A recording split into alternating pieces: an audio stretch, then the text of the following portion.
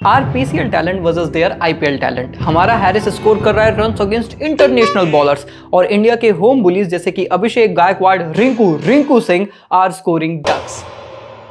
बड़ी आपके फादर आए हैं। बड़ी आपको पता है ना कि ये भी शर्मा जी ही हैं। इसके पहले भी एक शर्मा जी रहे। आपको पता ही है कि आपके इंटरनेशनल सो कॉल्ड गेंदबाजों का उन्होंने क्या हाल किया। और इन सब के बाद भी आपको कोई शर्म तो है नहीं, तो अब आप इस शर्मा से पंगे ले रहे हो। और इस पंगे का क्या नतीजा होगा ये आप अपने बॉब्जी द किंग की फेवरेट टीम जिम्बाब्वे के गेंदबाजों से जाकर पूछ लो। क्या हुआ? कुछ मुंह में घुसेड़ा, उसके बाद गले को उधेड़ के नाक से बाहर निकाला, उसके बाद मेरी बत्ती गुल हो गई। पहला मैच हम हारे 13 रन से थे और इन्होंने जीत लिया 100 रनों से। मुझे तो लगा कि एक ही मैच में पूरी सीरीज का सुस समेत लौटा दिया। और शर्मा जी के तो यार क्या ही कहने, जैसा नाम वैसा काम। जिम्बाब्वे वाले शायद समझ नहीं पाए, शर्मा जी के सारे लड़के एक ही तरीके से काम करते हैं। तुम इनका कैच छोड़ोगे वो तुम्हें तोड़ेंगे। तू उधर क्या बोल रहा था? अगर तेरा दिमाग गर्म हो गया तो तू क्या कर लेगा? नहीं, मैं बोल रहा था कि एक बार अगर मेरा दिमाग गर्म हो गया ना तो ठंडा भी फटाफट हो जाता है।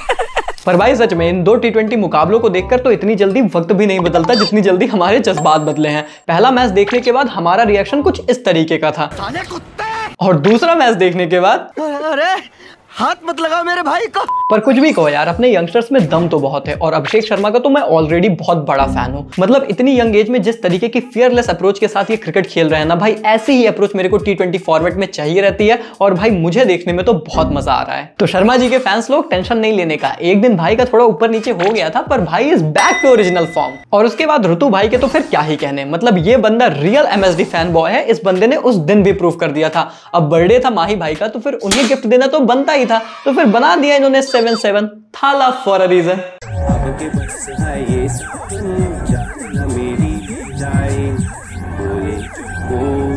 हाँ पर वो गिल भाई किसको ट्रिब्यूट दे रहे हैं ये मत पूछना मुझसे यार। गिल भाई का तो मुझे समझ ही नहीं आ रहा, ये इतने अच्छे प्लेयर हैं पर एक जिद पकड़ के बैठ जाते हैं कि भाई मेरे को तो शॉर्ट आर्म जैब ही मारना है और उसी के चक्कर में कितनी बार आउट होते हैं। हमने IPL में भी यही देखा था और अब इस मुकाबले में यही देखने को मिला। हमारे यहाँ ऐसा ही होता है। गिल भाई जिद इतनी अच्छी भी चीज नहीं है, फिर चाहे लड़की को लेकर हो या फिर शॉर्ट्स को लेकर, तबाही ही मचाती है। हाँ मुझे ये भी पता है कि इसके पहले शिवम दुबे रिंकू भाई को ढूंढ रहे थे, अब रिंकू भाई शिवम भाई को ढूंढ रहे हैं। कह रहे हैं बहुत मांग रहा था ना मेरी हाइलाइट्स, ले बेटा तेरे लिए HD लेकर आया हूँ। और मैं सच कह रहा हूँ भाई, इस बंदे की एबिलिटीज देखकर मुझे कोई डाउट नहीं है कि अगर ये ऐसे ही खेलते रहे तो वो दिन दूर नहीं है जब ये भारतीय टीम के T20 इंटरनेशनल इतिहास के शायद सबसे बेहतरीन फिनिशर बनकर सामने आएंगे। और फिर इन सभी के कॉन्ट्रीब्यूशन और दूसरे खिलाड़ियों के डगआउट में बैठने की वजह से जिस पर हम पहले मैच में 100 रन भी नहीं बना पा रहे थे, उस पर दूसरे मुकाबले में हमने 200 प्लस जड़ दिए।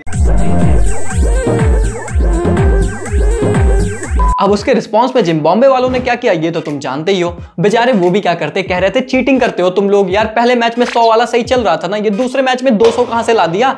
IPL वाली स्क्रिप्ट यहां मत चलाओ यार। और फिर बॉलिंग में बची हुई फॉर्मेलिटी को आवेश और मुकेश भाई ने संभाल लिया और उसके बाद रवि बिश्नोई के कंट्रीब्यूशन के बदौलत पूरा मैच भारतीय टीम ने आसानी से 100 रनों से जीत लिया। एनीवे यार, इस जीत के बाद 1-1 से श्रृंखला बराबर हो चुकी है और बचे हुए मुकाबलों में भी इसी तरीके से इंडियन टीम परफॉर्म करे, यही हम आप उम्मीद करते हैं। एनीवे यार, इसके बाद मैं एक नया सेगमेंट आज से इंट्रोड्यूस कर रहा हूं जहां पर हम कुछ जो तड़कती भड़कती न्यूज रहेंगी ना उन पर अपना रिएक्शन देंगे। तो भाई पहली न्यूज ये निकल कर आई कि BCCI के सेक्रेटरी जय शाह अगर ICC के चेयरमैन बनना चाहेंगे तो वो अनअपोज्ड इलेक्ट कर लिए जाएंगे अगर उनका मन होता है। अब यार ये कौन सी बड़ी बात है, जिस बंदे की ही लिखावट से भैया क्रिकेट ही खेली जाती है उस बंदे के अलावा और कौन चेयरमैन बन सकता है। वैसे भी यार ये तो यार की गैल चलते हैं ना, और यार के साथ चलने वालों से कोई पंगा नहीं लेता। मैं तो कहता हूँ बन जाओ जय शाह जी, क्या ही जाता है। अभी तक अपन IPL में स्क्रिप्ट लिख रहे थे, अभी इंटरनेशनल में भी लिखेंगे, मजे ही मजे हैं। और फिर इसी बहाने आप विराट भाई से हटकर दूसरे खिलाड़ियों पर भी फोकस करेंगे। विदेश में भी अच्छे अच्छे लड़के हैं।